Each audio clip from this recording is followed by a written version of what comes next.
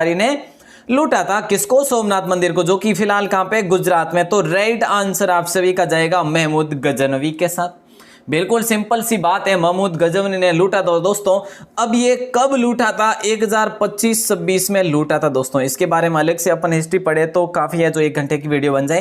तो 1025-26 ईस्वी में लूटा था, और सोमनाथ जो है आज के दिन है जो गुजरात में, उस समय भी गुजरात में था, महमूद गजनवी ने लूटा। अगला प्रश्न नंबर 2 आपके स्क्रीन पे देखिए दोस्तों, शाहनामा के रचयिता कौन है? अमीर खुसरो, उतबी, अलबिरूनी, फिरदौसी। इनमें से राइट आंसर हो जाएगा आपका डी ऑप्शन। बिल्कुल सिंपल सा प्रश्न है, फिरदौसी हो जाएगा। बहुत बढ़िया, अच्छी बात है दोस्तों। आप भी साथ साथ में आंसर दे सकते हैं, क्योंकि इंपॉर्टेंट प्रश्न है। अगर आप भी यहाँ पे साथ साथ में आंसर देते हैं तो आपका भी है जो अनुभव बढ़ेगा। अगला प्रश्न नंबर 4, और ये प्रश्न पूछा जा रहा है आपका राजस्थान जीके का ही प्रश्न है। मोहम्मद गोरी ने 1192 ईस्वी में तराइन के द्वितीय युद्ध में किस शासक को पराजित किया था? मोहम्मद गोरी ने किया था ये, और दाहिर तो होगा नहीं, जयचंद जो कि गहडवाल था, ये मोहम्मद गोरी के साथ में था। पृथ्वीराज चौहान अजमेर का शासक था दोस्तों, ठीक है, सभी को सभी ज्ञात है इस चीज से। और देखिए, अजमेर का शासक था, और 1192 में हार गए थे ये, ठीक है, इस युद्ध में हार गए थे। और जीते कौन से युद्ध में थे? 1192 में, जिसको तराइन का प्रथम युद्ध कहा गया, ठीक है। और उसमें है जो पृथ्वीराज चौहान है जो जीत गए थे, लेकिन दूसरे में ये है जो बुरी तरह से हार गए थे। चलिए दोस्तों, अगला प्रश्न आपके स्क्रीन पे, लाख बक्स किस व्यक्ति को कहा जाता है? मेरे दोस्तों, इंपॉर्टेंट प्रश्न है, एनसीईआरटी पर आधारित आपके लिए एक महत्वपूर्ण प्रश्न बना के लेके आया हूं। तो उम्मीद करता हूं आप इस क्वेश्चंस को अच्छे से पढ़ेंगे।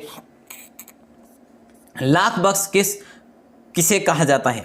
तो कुतुबुद्दीन ऐबक होगा, या फिर देखिए फिरोज शाह तुगलक होगा, इल्तुतमिश होगा, या फिर अलाउद्दीन खिलजी होगा। Number 5 question right answer Qutubuddin Aibak हो जाएगा।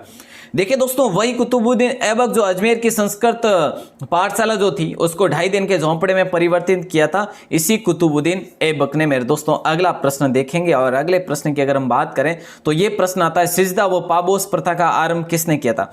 सो आंसर कर दे क्या जल्दी से, सिजदा व पाबोस प्रथा का आरंभ जो किया था ये किसने किया था दोस्तों? और दोस्तों, इसके बारे में अगर हम बात करें ना, तो राइट आंसर तो आपका बलबन जाएगा। और बलबन ने इस प्रथा का आरंभ किया था, क्योंकि उस समय देखिए सिजदा जो था ना, ये सुल्तान को झुककर नमस्कार करना था। इस प्रथा में क्या था सिजदा में, कि सुल्तान को झुककर नमस्कार करो, जो भी इसके अधिकारी थे, ठीक है। और पोबोस में क्या था? पोबोस में सुल्तान को पैरों में चूमना, सुल्तान के पैरों को चूम कर है जो नमस्कार करना। तो ऐसा जो था ये पोबोस में था मेरे दोस्तों। ये दोनों थे क्या थे? ये प्रथा थी, बलबन के समय की थी, और उसने जो आरंभ किया था। अगला प्रश्न नंबर 8 आपकी स्क्रीन पे देखिए दोस्तों, 8वां प्रश्न पूछा जा रहा है, किस शासक ने लौह एवं रक्त की नीति का पालन किया था? इल्तुतमिश ने किया था, या फिर देखिए बड़ा अच्छा प्रश्न ये भी, या फिर बलबन ने, या फिर अलाउद्दीन खिलजी ने, या मोहम्मद बिन तुगलक ने, सभी ने आक्रमण किया था भारत पर। तो राइट आंसर आपका जाएगा बलबन के साथ। किसके साथ जाएगा? बलबन। अच्छा प्रश्न है, लौह और रक्त नीति का भी इसने पालन किया था। अगला प्रश्न देखेंगे, और ये आपकी स्क्रीन पे दे देता हूं, तूती ए हिंद या फिर हिंद का तोता किसे कहा जाता है? दोस्तों, हिंद का तोता या तोता ए हिंद, ठीक है। तो ये क्वेश्चन अपन ने दोस्तों उपनाम वाली सीरीज में पढ़ा था। तो राइट आंसर रहेगा अमीर खुसरो के साथ दोस्तों, अलाउद्दीन खिलजी का ये जो दरबारी था अमीर खुसरो, ठीक है। और ये 14वीं शताब्दी का जो था दोस्तों, ठीक है। तो इस प्रकार से आपको अच्छे से ध्यान में रखना है इस क्वेश्चंस को। चलिए, तो राइट आंसर अमीर खुसरो ही हो जाएगा। और अगला प्रश्न है नंबर 10, और ये प्रश्न, सिकंदर सानी व द्वितीय सिकंदर की उपाधि ग्रहण की थी, वो किसने की थी? ओह नो, बिल्कुल। तो राइट आंसर सिंपल सी बात है, आपने देख भी लिया होगा इस क्वेश्चन का आंसर। तो अलाउद्दीन खिलजी राइट आंसर हो जाएगा, अलाउद्दीन खिलजी।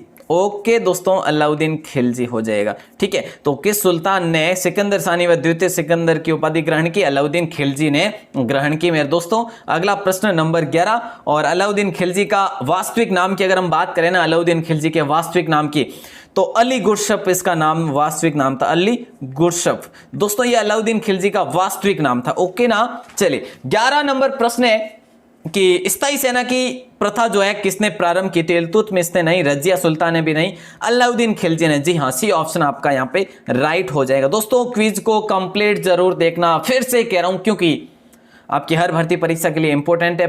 60 क्वेश्चन है, सुपर फास्ट भी तो है ना, और एडवांस भी तो है ना।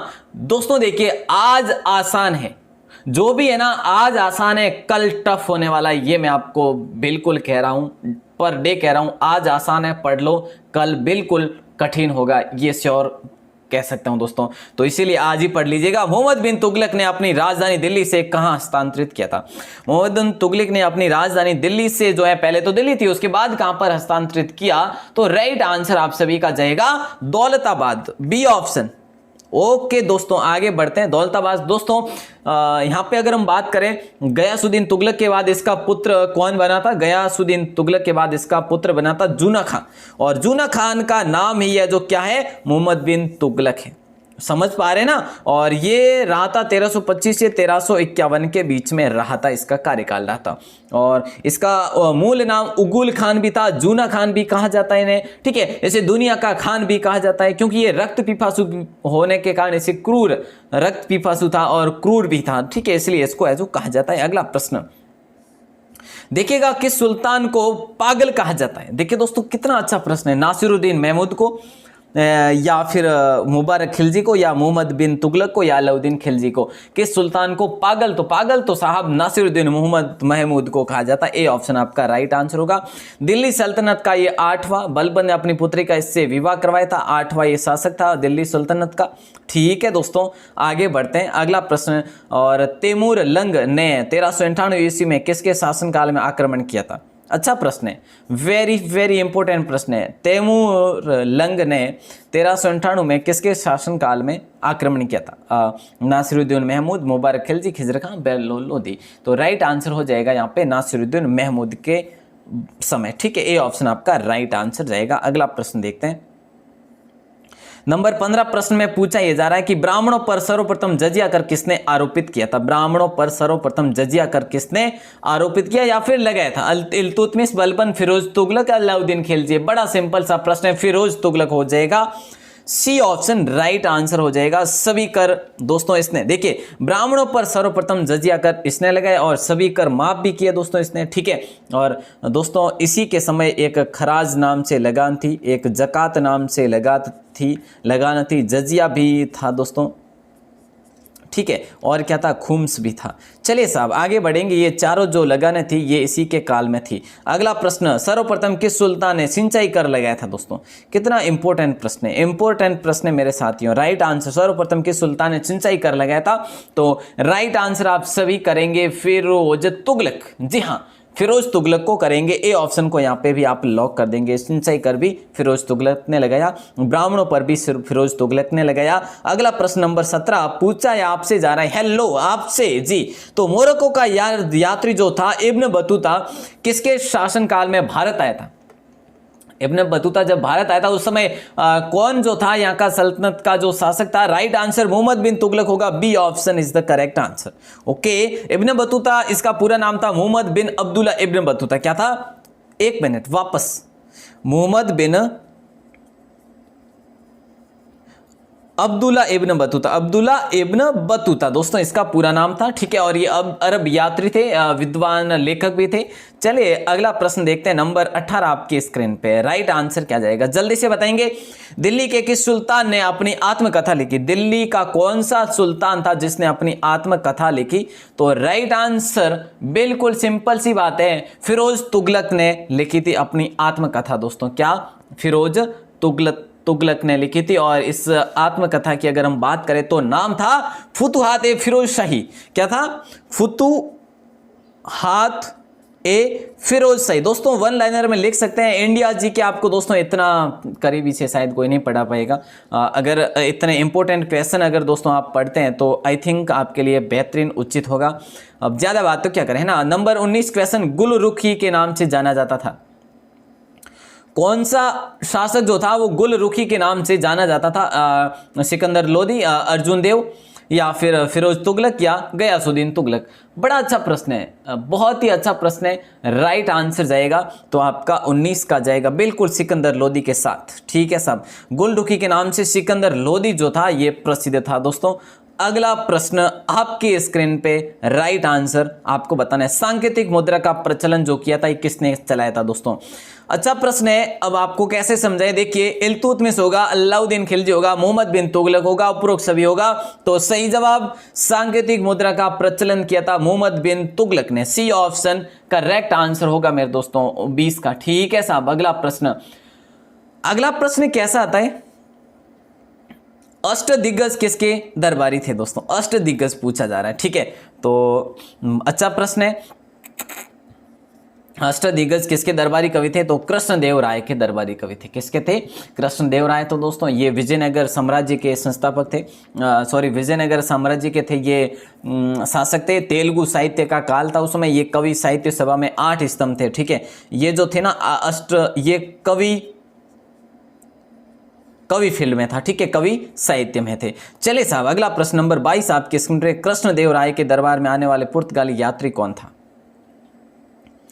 कृष्णदेव राय के दरबार में आने वाले पुर्तगाली यात्री डोमिंगा पायस, बारबोसा यूनुस या और भी दोनों? बड़ा सिंपल सा प्रश्न है, आपका राइट आंसर होगा डी ऑप्शन बिल्कुल होगा दोस्तों, डी ऑप्शन। डोमिंगा पायस और बारबोसा दोनों जो है कृष्णदेव राय के दरबार में पधारे थे। विजयनगर साम्राज्य था। ओके मेरे दोस्तों, अगला प्रश्न आपकी स्क्रीन पे दे रहा हूं। और दोस्तों अगला प्रश्न ये रहा नंबर 23 कि प्रसिद्ध तेलुगु ग्रंथ अमुक्त माल्यद। ठीक है, ये प्रश्न शायद मैं आपको पहले भी बता चुका हूं। अमुक्त माल्यद की रचना जो है वो किसने की थी? तो मल्लिकार्जुन देवराय प्रथम, कृष्णदेव राय, तेलानी राय। बड़ा अच्छा प्रश्न है और सही जवाब हो जाएगा कृष्णदेव राय, सी ऑप्शन। तो मेरे दोस्तों विजयनगर साम्राज्य के जो थे ये शासक कृष्णदेव राय, इन्होंने अमुक्त माल्यद की रचना की थी। ठीक है, चलिए आगे बढ़े, अगले क्वेश्चंस को देखते हैं दोस्तों। यहां पे अगर हम बात करें, ठीक है दोस्तों, यहां पे आपका राइट आंसर, अगला प्रश्न ये रहा, इसका राइट आंसर बताना है। भारत में विजयनगर साम्राज्य के खंडहर का मिले। जी हां, इंपॉर्टेंट प्रश्न है। भारत में विजयनगर साम्राज्य के खंडहर कहां पर मिले? गुलबर्गा में, बीदर में, हम्पी में या फिर सभी?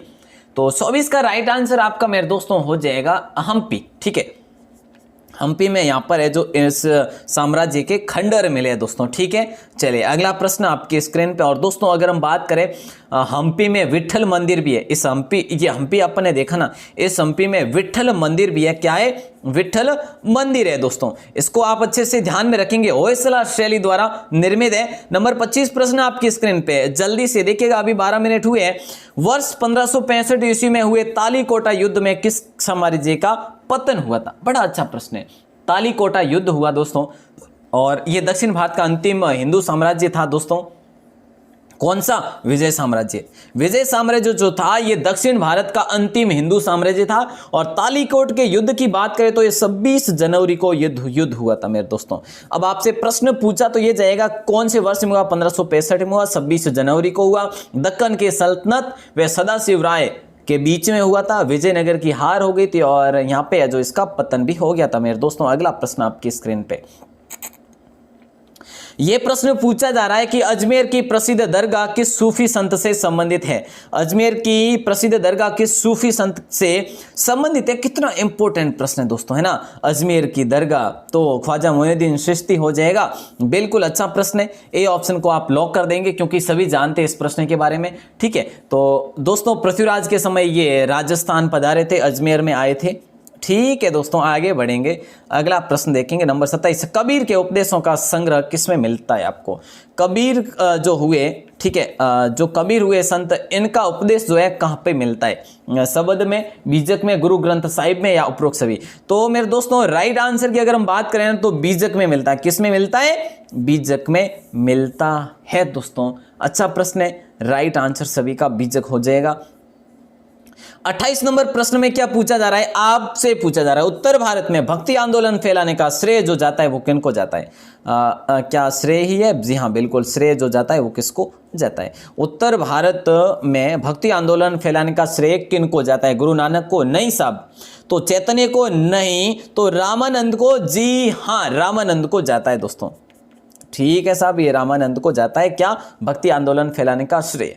और इनके जन्म की बात करें तो 1236 ईस्वी में इनका जन्म हुआ था मेरे दोस्तों। प्रसिद्ध ग्रंथ है इनका वैष्णव देखिए वैष्णव ताज भास्कर इनका प्रसिद्ध ग्रंथ है मेरे दोस्तों। आगे बढ़ते हैं, नंबर 29 प्रश्न आपके स्क्रीन पे। संकीर्णन प्रथा के जन्मदाता कौन है? संकीर्णन प्रथा के जन्मदाता दोस्तों कौन है? संकीर्णन प्रथा के जन्मदाता मीराबाई? नहीं, तो चैतन्य या फिर कबीर या रैदास? बड़ा अच्छा प्रश्न है, चैतन्य हो जाएगा, बी ऑप्शन आपका सही जवाब हो जाएगा मेरे दोस्तों, चैतन्य। ठीक है, आज अपन जल्दी में पढ़ रहे हैं दोस्तों और ज्यादा समय भी वेस्ट ना करें, आपका एग्जाम भी काफी है जो पटवार वगैरह के नजदीक है। नामदेव कहाँ के संत थे? नामदेव जो है कहाँ के संत थे? बंगाल, गुजरात, महाराष्ट्र या फिर उड़ीसा? अच्छा प्रश्न है, राइट आंसर हो जाएगा महाराष्ट्र। नामदेव दोस्तों महाराष्ट्र के संत थे और सी ऑप्शन आपका राइट आंसर होगा दोस्तों। इनके बारे में बात करें ना तो ये वारकरी संप्रदाय से थे दोस्तों। कौन से? वारकरी संप्रदाय से थे, वारकरी मेरे दोस्तों, वारकरी संप्रदाय। ओके, चलिए और बात करें क्या? मुखबानी नामक इन्होंने पुस्तक लिखी दोस्तों, मुखबानी। क्या? मुखबानी। ओके साहब, आगे बढ़ते हैं।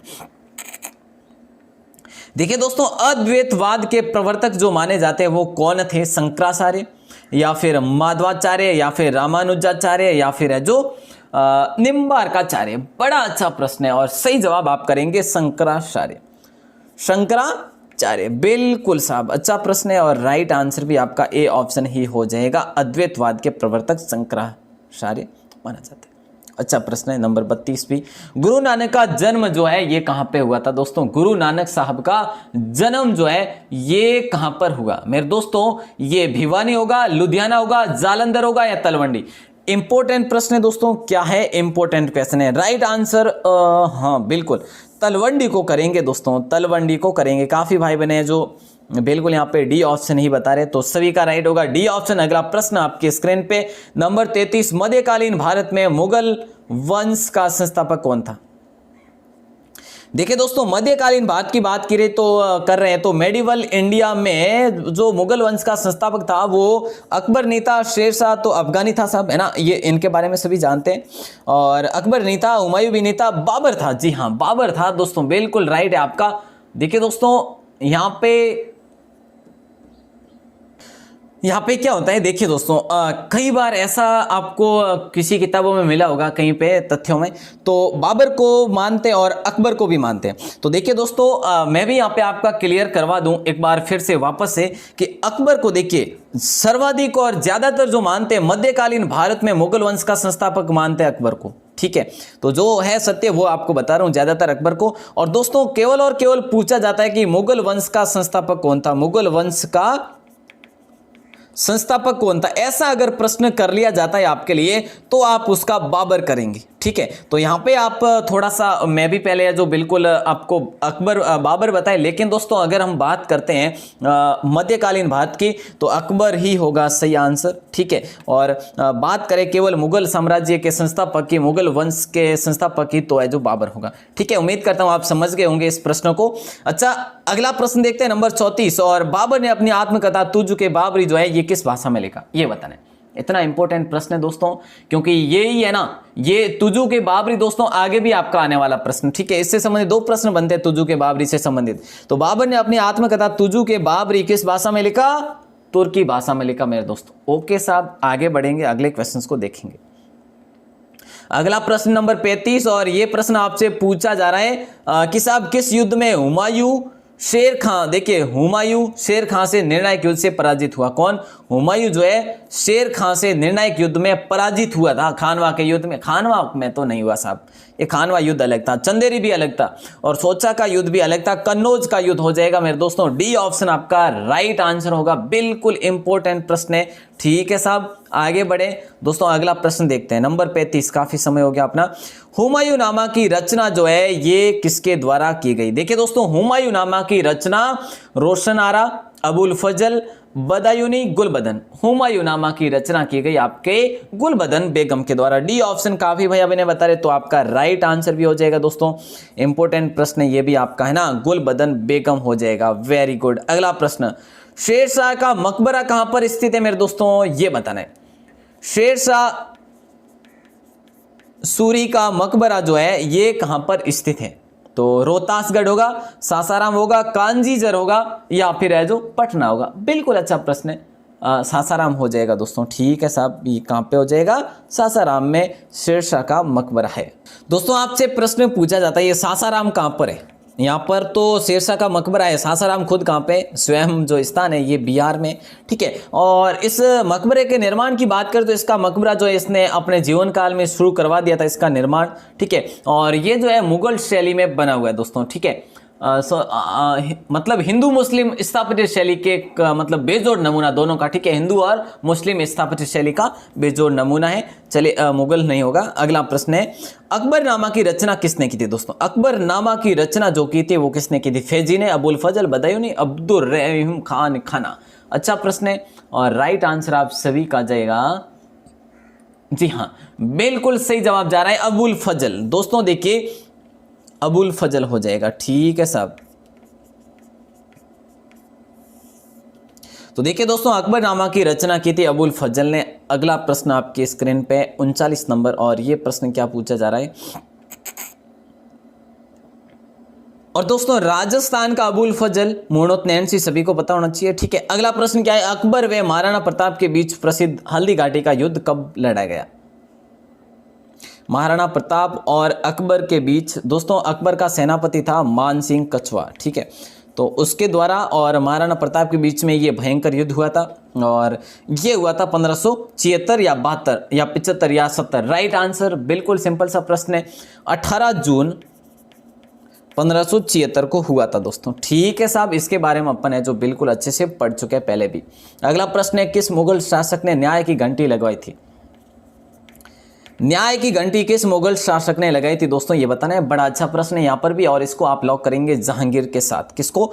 बी ऑप्शन को लॉक कर देंगे जहांगीर के साथ। बी ऑप्शन बिल्कुल अच्छा प्रश्न है, इंपॉर्टेंट प्रश्न है आपकी एग्जाम के लिए। किस मुगल शासक ने न्याय की घंटी? जहांगीर ने हो जाएगा। नंबर 41 आपकी स्क्रीन पे राइट आंसर जाएगा। तो किसके साथ, किस शासनकाल में चित्रकला का सर्वाधिक विकास हुआ? मेरे दोस्तों यहाँ पे अगर हम बात करें सही जवाब की, ठीक है, तो राइट आंसर अकबर नहीं होगा और बाबर भी नहीं होगा, जहांगीर हो जाएगा राइट आंसर। ठीक है साहब, क्या हो जाएगा? जहांगीर। किस शासनकाल में चित्रकला का सर्वाधिक विकास हुआ?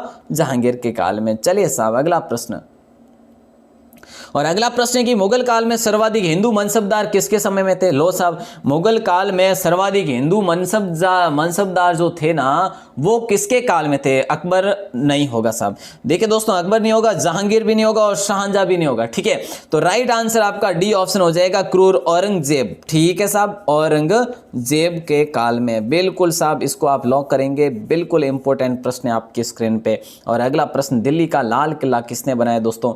एक कितना शानदार प्रश्न है कि दिल्ली का लाल किला किसने बनाया? लाल किला किसने बनाया दोस्तों? दिल्ली का लाल किला।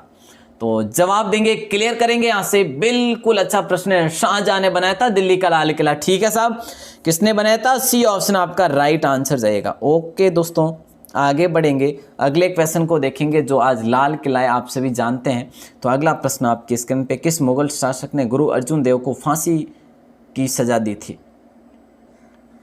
सजा दी थी दोस्तों, देखिएगा किस मुगल का शासक ने गुरु अर्जुन देव, जो सिखों के गुरु हुए थे अर्जुन देव, और अर्जुन देव को फांसी की सजा दी गई थी। और राइट आंसर दोस्तों यहाँ पे क्या होगा? नंबर 44 का जहांगीर ने दी थी दोस्तों। किसने दी थी? जहांगीर ने। तो इसको आप अच्छे से लॉक कर देना, इंपॉर्टेंट प्रश्न है दोस्तों। ठीक है साहब, ये भी आपका हो जाता है। लो देखिएगा, जिंदा पीर किस मुगल शासक को कहा जाता है? जिंदा पीर जो है, जिंदा पीर किस मुगल शासक को कहा जाता है? बाबर को, औरंगजेब को, हुमायूं को, या फिर जहांगीर को? अच्छा प्रश्न है, जिंदा पीर कहा जाता है आपके औरंगजेब को। ठीक है साहब, बी ऑप्शन आपका राइट आंसर हो जाएगा। बिल्कुल परफेक्ट क्वेश्चन है, इंपॉर्टेंट प्रश्न है।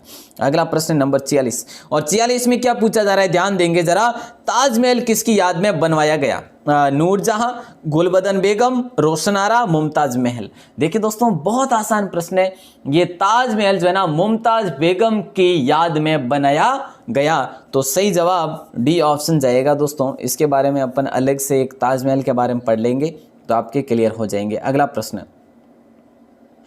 सिखों के नवे जो गुरु थे तेग बहादुर, और इनकी हत्या जो करवाई थी किसने करवाई थी? यहाँ पे ये सिंपल प्रश्न है। अगर पहले जो है अर्जुन देव के बारे में जिन्होंने भी यहाँ पे आंसर दिया था औरंगजेब, वो गलत था, जबकि उसका राइट आंसर था जहांगीर। कौन थे गुरु जो थे अर्जुन देव, उनको जहांगीर ने फांसी दिलवाई, और जो तेग बहादुर थे, गुरु तेग बहादुर नवे गुरु थे, इनको औरंगजेब ने फांसी दिलवाई। दोस्तों बी ऑप्शन राइट। अगला प्रश्न नंबर 48, और जहांगीर के दरबार में आने वाला पहला अंग्रेज व्यापारी कौन था? कितना इंपॉर्टेंट प्रश्न है। देखिएगा, जहांगीर के दरबार में आने वाला पहला अंग्रेज व्यापारी जो था वो कौन था? Captain Hawkins, sir Thomas Roe, Edward Terry और कैप्टन एग्न्यू। बड़ा अच्छा प्रश्न है। कैप्टन हॉकिंस आया था दोस्तों पहले, ठीक है, लेकिन ये व्यापार की संधि नहीं कर पाया, ठीक है, ये क्या व्यापार की संधि नहीं कर पाया। उसके बाद आया सर टॉमस रे, थॉमस रे भी कह सकते हो, और ये थॉमस रे आया, और इसने जो व्यापार की संधि करने में ये सफल भी रहा था। चलिए मेरे दोस्तों, नंबर 49 आपकी स्क्रीन पे, रंगीला शासक किसे कहा जाता है? रंगीला किस मुगल बादशाह को कहा जाता है? अहमद शाह को, मोहम्मद शाह को, जहांदार शाह को, या फिर बहादुर शाह को? तो सही जवाब आपका बी ऑप्शन होगा, राइट। इसको आप क्या कर देंगे? लॉक कर देंगे मेरे वीरों, लॉक कर देंगे इस प्रश्न को। अगला प्रश्न है, किस शासक के मंत्री परिषद को अष्टप्रधान की संज्ञा दी गई? देखिए दोस्तों, अष्ट दिग्गज देखा अपने कृष्णदेव राय, ओके, देखा अष्ट दिग्गज जो थे वो कवि साहित्य थे, और यहां पे पूछा जा रहा है अष्टप्रधान की संज्ञा। अकबर तो है नहीं, और महाराणा प्रताप भी इनको इतना समय मिला नहीं, तो आपका राइट आंसर हो जाएगा सी ऑप्शन। बिल्कुल साहब, महाराणा प्रताप तो है जो युद्धों में ही रहे थे, और बिल्कुल साहब आपका शिवाजी हो जाएगा राइट आंसर, पेशवा। चलिए, तो अगला प्रश्न क्या है आपकी स्क्रीन पे? 51 नंबर पे, शिवाजी ने अपना राज्याभिषेक कहां पे करवाया था? तो देखिए दोस्तों, राज्याभिषेक शिवाजी ने अपना राज्याभिषेक कहां किया था? तो तोरण नहीं होगा, नागपुर भी नहीं होगा, और बेसिन भी नहीं होगा, रायगढ़ हो जाएगा। बिल्कुल सिंपल सी बात है मेरे दोस्तों, ठीक है। और दोस्तों यहां पे अगर हम बात करें अगले क्वेश्चन, दोस्तों शिवाजी और जयसिंह के मध्य में एक पुरंदर की संधि हुई थी, पुरंदर संधि हुई थी दोस्तों, आप सभी को पता हो तो, और जिसमें शिवाजी ने मुगलों को बिल्कुल है जो दिए थे कुछ किले। चलिए अगला प्रश्न नंबर 52, और किसे जाटों का प्लूटो कहा जाता है? वाह साहब वाह, क्या प्रश्न पूछा है। किसे जाटों का प्लूटो कहा जाता है या फिर अफलातून कहा जाता है? दोस्तों प्रश्न ये भी बन सकता है और प्रश्न ये भी बन सकता है, प्लूटो कहा जाता है या फिर अफलातून। मदन सिंह तो होगा नहीं, चूड़ामन भी नहीं होगा, ये जाट शासक है मेरे दोस्तों। और जाटों का अलवर और भरतपुर पर शासन रहा था, अलवर में भरतपुर में राजस्थान में रहा था। तो सही जवाब आपका हो जाएगा सूरजमल जाट हो जाएगा दोस्तों, ठीक है साहब, ओके। आगे बढ़ते हैं, अपने अगला प्रश्न देखेंगे, और अगला प्रश्न है गुरुमुखी लिपि के जनक जो कौन थे वो बताना है आपको। गुरुमुखी लिपि के जनक जो दोस्तों, गुरु नानक देव, गुरु अंगद, गुरु रामदास या गुरु गोविंद सिंह। दोस्तों आधे घंटे से 1 मिनट 2 मिनट ज्यादा लगेंगे, ज्यादा नहीं लगेंगे, ठीक है, तो अति ज्यादा नहीं लगेंगे, मतलब 2 मिनट है ना, बिल्कुल गुरु अंगद हो जाएगा राइट आंसर, बी ऑप्शन, ठीक है। गुरुमुखी लिपि के जनक जो थे वो गुरु अंगद थे मेरे दोस्तों। अगला प्रश्न नंबर 54 आपके स्क्रीन पे, और जो बाद में देख रहे हैं लाइव के बाद में वे फास्ट करके देख सकते हैं। अगला प्रश्न है, खालसा सेना की स्थापना पाहुल पर्व का प्रवर्तक कौन माना जाता है? कितना इंपॉर्टेंट प्रश्न है। खालसा सेना की स्थापना या फिर पाहुल पर्व का प्रवर्तक माना जाता है गुरु गोविंद सिंह साहब को, गुरु गोविंद सिंह साहिब को माना जाता है, डी ऑप्शन आपका राइट आंसर हो जाएगा। और अगला प्रश्न है कि किसने स्वतंत्रता का वृक्ष लगाया और जैकोबिन क्लब का सदस्य बना था? दोस्तों इतना इंपॉर्टेंट प्रश्न है, आप इतना सा ध्यान रखें कि स्वतंत्रता का वृक्ष लगाया था, वो लगाया था टिप्पू सुल्तान ने। किसने? टिप्पू सुल्तान ने लगाया, और जैकोबिन क्लब का सदस्य भी बना था दोस्तों, और कम उम्र में ये जो बहादुर हो गए थे। अगला प्रश्न आपकी स्क्रीन पे राइट आंसर नंबर 56 का होगा, मध्यकाल भारत मेडिवल में मनसबदारी प्रथा किसने शुरू करवाई थी? अब यहां पे भी आपको कंफ्यूज करने वाली बात हो रही है, हो रही नहीं हो रही? देखिए मध्यकालीन पूछा जा रहा है, तो राइट आंसर मध्यकालीन में अकबर ही था मेरे दोस्तों, ठीक है। तो अकबर ने जो है यहां पे ये है जो बिल्कुल शुरुआत की थी किसकी? मनसबदारी प्रथा की। और सर्वाधिक किसके हिंदू मनसबदार किसके शासनकाल में रहे थे? औरंगजेब के शासनकाल में। ओके मेरे दोस्तों, अगला प्रश्न नंबर 57, और 57 नंबर प्रश्न में आपसे ये पूछा जा रहा है, पुर्तगालियों द्वारा लाई गई फसल तंबाकू की खेती किस मुगल शासक के समय शुरू की गई, मतलब कि इन्होंने मंजूरी दी थी। पुर्तगालियों के द्वारा लाई गई थी ये फसल, तंबाकू की खेती थी। अकबर जहांगीर, अकबर तो होगा नहीं है ना, तो जहांगीर हो जाएगा राइट आंसर, बी ऑप्शन आपका राइट हो जाएगा मेरे दोस्तों। और जो आए थे, हॉकिंस आया था दोस्तों, ठीक है, और टॉमस रो भी आया था यहाँ पे सबसे पहले। तो आपको ये भी है जो आपको अच्छे से ध्यान में रखना है। लास्ट क्वेश्चन देखेंगे, उम्मीद करता हूं आज की क्लास बेहतरीन लगी होगी आपको। लास्ट क्वेश्चन है आपकी स्क्रीन पे,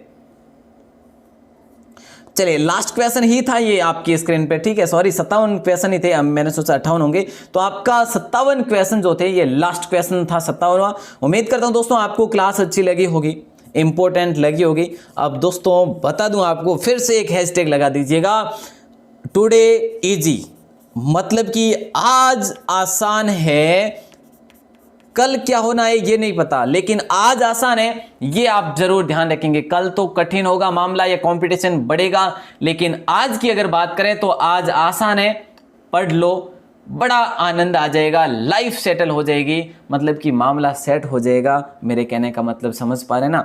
चलिए तो मेरे दोस्तों 57 क्वेश्चन आपकी स्क्रीन पे, और उम्मीद करता हूं आप सभी सुबह की, दिन वाली 1 बजे वाली और रात्रि 8:30 बजे वाली तो ये क्लास लेते रहते होंगे। और दोस्तों आज अपने पढ़े 57 क्वेश्चन और एडवांस भरपूर पढ़ा, यहाँ पे आपके लगभग 150 प्रश्न भी बने होंगे दोस्तों, है ना, अगर आपने अच्छे से वन लाइनर के रूप में देखा है तो। चलिए साहब, उम्मीद करता हूं आपको क्लास अच्छी लगी होगी, और दोस्तों लाइक कर दीजिएगा इस वीडियो को, ज्यादा से ज्यादा आपके हर एक भाई बहन के पास पहुंचना चाहिए ताकि वे भी अच्छी तैयारी कर सके। और दोस्तों अगर हम बात करें इस चैनल की तो आपको बता दूं, राजस्थान पटवार, ठीक है, वन रक्षक, रीट और ग्राम सेवक, राजस्थान हाई कोर्ट LDC, ठीक है, हर सभी भर्ती परीक्षाओं के लिए ये आपकी जो वीडियो आ रही है सुबह शाम और दिन में तीनों टाइम आती है, वो आपके लिए इंपॉर्टेंट है, बस पढ़ने की आवश्यकता आपको है। चलिए दोस्तों आप सभी का एक बार फिर से शुक्रिया, बहुत बहुत धन्यवाद, आपका अपना विश्वास और स्नेह ऐसे ही बनाए रखे। टेलीग्राम को ज्वाइन कर लीजिएगा, लिंक डिस्क्रिप्शन में दे रखा है, नहीं तो है जो आपको लाइव में जो है आप देख पा रहे हैं यहाँ पे पिन है, ठीक है, तो आप ज्वाइन कर सकते हैं। चलिए आपका आभार, धन्यवाद।